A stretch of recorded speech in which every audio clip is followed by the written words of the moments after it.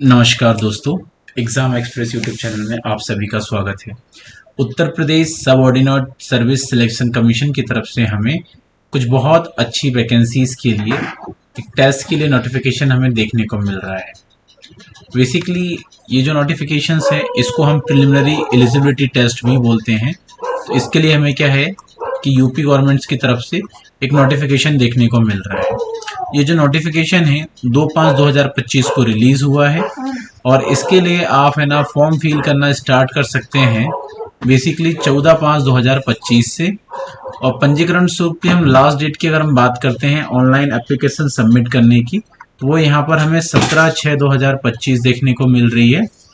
अगर आप किसी कारणवश 17 तक पेमेंट नहीं कर पाते हैं तो आपके लिए लास्ट डेट जो है 24/6/2025 है।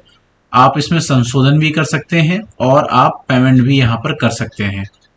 तो लास्ट डेट बेसिकली यहाँ पर तो 24/6/2025 हमें क्या है करेक्शन की डेट यहाँ पर हमें देखने को मिल रही है। बाकी यहाँ पर हम है ना जो वैकेंसी की और भी बात करें, फॉर्म फिल करने के लिए आपको क्या करना है, बेसिकली इनकी ऑफिशियल जो वेबसाइट है उत्तर प्रदेश सर्विस कोऑर्डिनेशन की कमीशन की, आपको यहाँ पर आना है। यहाँ राइट साइड कॉर्नर पे यहाँ पे नोटिफिकेशंस दिखेंगे।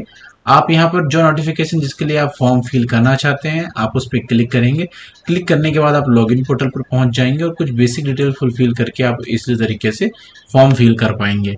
अगर आपको फॉर्म फिल करने में किसी तरीके की कोई समस्या आ रही है, कोई दिक्कत है या कुछ कन्फ्यूजन है तो आप हमें कमेंट बॉक्स में भी बता सकते हैं। उसका इमीडिएट आपको क्या सॉल्यूशन मिल जाएगा जिससे आप फॉर्म इजीली तरीके से फिल कर पाओगे। अब जब आप ऑनलाइन आवेदन फिल करोगे तो आपको कुछ बेसिक चीज़ें हैं जो आपके पास होनी चाहिए और आपको ध्यान रखना है। सबसे पहले तो आपको क्या है कि रजिस्ट्रेशन करना पड़ेगा। तो कैंडिडेट का रजिस्ट्रेशन होगा पोर्टल पर। पोर्टल पर रजिस्ट्रेशन होने के बाद में आपको क्या फोटोज और सिग्नेचर अपलोड करने होंगे। तो फोटोज और सिग्नेचर जब आप अपलोड करो तो एक चीज आप ध्यान रखिएगा, जो फोटोज हैं आपके उसका बैकग्राउंड जो है वो वाइट होना चाहिए और फोटो अपलोड करने का साइज 1 MB से ज्यादा का नहीं होना चाहिए। सेम वैसे ही सिग्नेचर का है। सिग्नेचर को आप एक बॉक्स में लेंगे और बॉक्स में लेने के बाद ब्लैक इंक से सिग्नेचर करेंगे और उसको भी 1 MB से कम के साइज में आप इजी तरीके से अपलोड कर पाएंगे। फिर इसके बाद फॉर्म सी में जो डिटेल मांगी हुई है आप फॉर्म फिल करके इसको कंप्लीट कर देंगे। कंप्लीट करने के बाद लास्ट में आपको पेमेंट कर देना है। पेमेंट आप जैसे ही करेंगे और पेमेंट सक्सेसफुली हो जाएगा उसके बाद में फॉर्म आपका सबमिट हो जाएगा। फॉर्म सबमिट होने के बाद आप उसका प्रिंट आउट लेकर रख सकते हैं फ्यूचर रेफरेंस के लिए। बाकी यहाँ पर आपको पंजीयन कैसे करना है या रजिस्ट्रेशन कैसे करना है उसका एक यहाँ पर यूजर इंस्ट्रक्शन दिया हुआ है। आप उसको इजी तरीके से फॉलो करके इम्प्लीमेंट कर सकते हैं।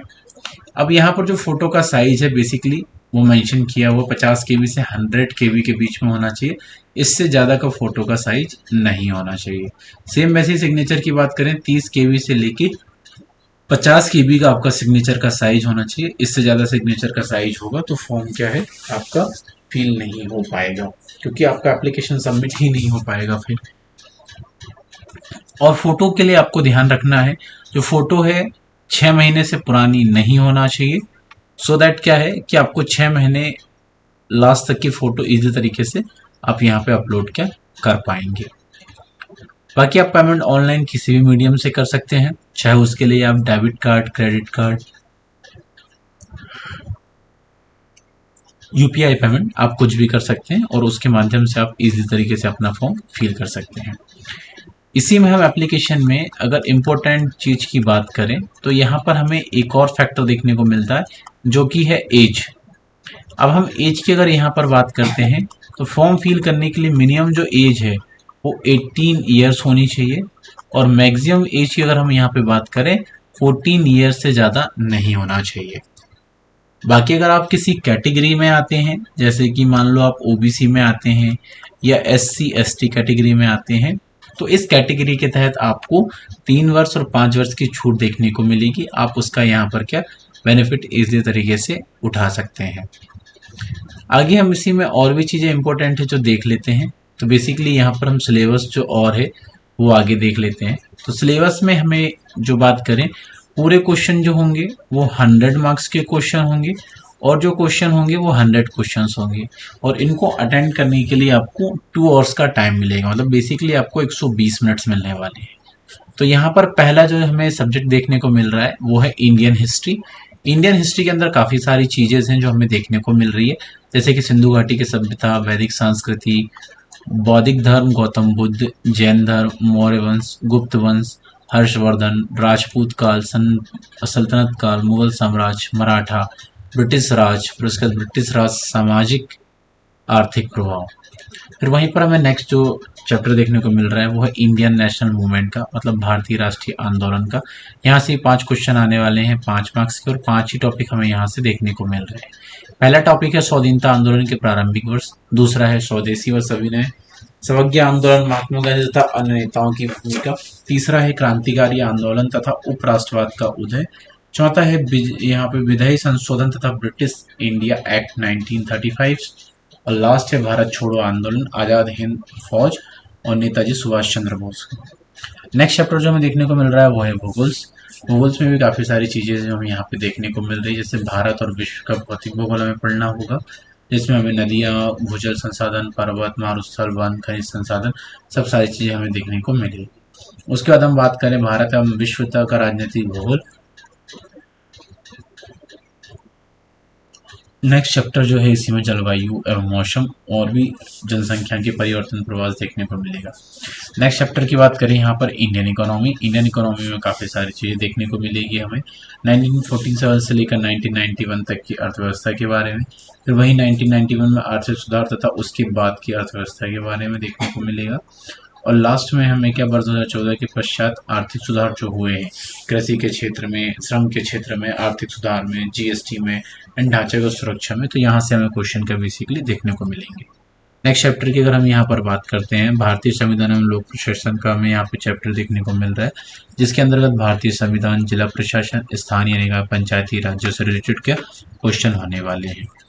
नेक्स्ट चैप्टर की अगर हम यहाँ पे बात करते हैं, नए सब्जेक्ट की हम बात करते हैं तो सामान्य विज्ञान देखने को मिलेगा, जिसमें हमें भौतिक विज्ञान, रसायन विज्ञान, जीव विज्ञान के का बेसिक क्वेश्चन देखने को मिलेंगे, और आप इसी के अकॉर्डिंग अपना प्रिपरेशन कंटिन्यू करेंगे। वहीं लास्ट चैप्टर में देखने को मिल रहा है प्रारंभिक अंकगणित का, जो कि एलिमेंट्री अर्थमेटिक्स है। यहाँ पर भी हमें कुछ अच्छे टॉपिक देखने को मिल रहे हैं, जैसे पूर्ण संख्या, घनत्व, दशमलव, प्रतिशतता, आधार, साधारण अंकगणित समीकरण, वर्ग एवं वर्गमूल, घातक एवं घात, औसत, इसके क्वेश्चंस क्या बेसिकली यहाँ पे देखने को मिलेंगे। फिर कुछ क्वेश्चन हमें क्या हिंदी सब्जेक्ट से देखने को मिलेंगे, जिसमें संधि, विलोम, शब्द, पर्यायवाची, फिर वाक्यांशों के लिए शब्द, लिंग, सहानुभूति, निर्वाक, ये सब सारी चीज़ें क्या हमें यहाँ पे देखने को मिल रही है, जिसका बेनिफिट क्या है कैंडिडेट को बिल्कुल नहीं होगा। अगला चैप्टर यहाँ पे जो देखने को मिल रहा है वो है जनरल इंग्लिश का। जनरल इंग्लिश के कुछ क्वेश्चन होने वाले हैं, जिसमें अंग्रेजी व्याकरण के होंगे और कुछ अपठित गद्यांश के क्वेश्चन होंगे। अगला जो सब्जेक्ट है वो है लॉजिक एंड रीजनिंग का, जहाँ पर इस तरीके से काफ़ी अच्छे क्वेश्चन देखने को मिलेंगे। नेक्स्ट चैप्टर है वो है करंट अफेयर का, और लास्ट में जो क्वेश्चन हमें देखने को मिल रहा है वो बेसिकली यहाँ पर जनरल अवेयरनेस का है। जनरल अवेयरनेस के अलावा कुछ भी हमें और टॉपिक देखने को मिल रहे हैं, जैसे कि अपठित हिंदी गद्यांश का कुछ चैप्टर है, उसके बाद में ग्राफ की व्याख्या एवं विश्लेषण 41 से हमें कुछ क्वेश्चन देखने को मिलेंगे। लास्ट में होगा तालिका की व्याख्या एवं विश्लेषण, जिसमें हमें प्रत्येक प्रश्न है यहाँ पे देखने को मिलेंगे, जो कि 10 मार्क्स के यहाँ पे होने वाले हैं। तो आप वैसे भी ऑल इंडिया लेवल के सभी तरीके की जॉब अपडेट्स के लिए हमारे यूट्यूब चैनल एग्जाम एक्सप्रेस को आप सब्सक्राइब कर सकते हैं। तो साथ ही साथ आपका बेल आइकन दबाना बिल्कुल ना भूलें, जिससे क्या हो आने वाली और भी अपडेट्स वो आपसे क्या मिस ना हो पाए। तो आज के सेशन इसी के साथ हम यहीं पर क्लोज करते हैं। Shining of this session.